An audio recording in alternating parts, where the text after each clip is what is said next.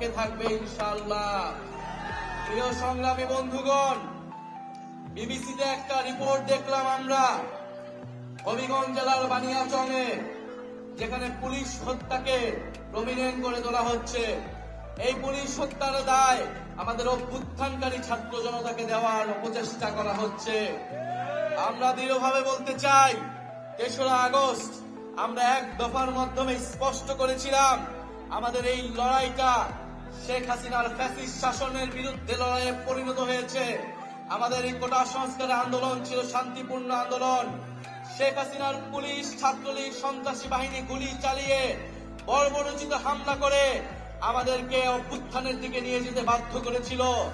আমরা শান্তিপ্রিয় ছাত্র জনতা বাধ্য হয়েছিলাম প্রতিরোধ গড়ে তুলতে, বাধ্য হয়েছিলাম লাঠি হাতে তুলে নিতে, আমরা বাধ্য হয়েছিলাম ফ্যাসিস্টদের বিরুদ্ধে সংগ্রাম করতে।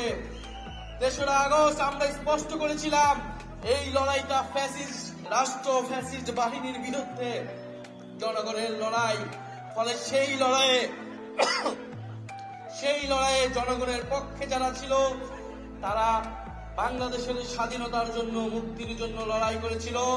যারা শেখ হাসিনার পক্ষে যে সকল পুলিশরা ছিল, যে সকল সন্ত্রাসী বাহিনী ছিল, তারা ফ্যাসিস্ট বাহিনী হিসেবে, দোসর হিসেবে সাব্যস্ত হয়েছিল।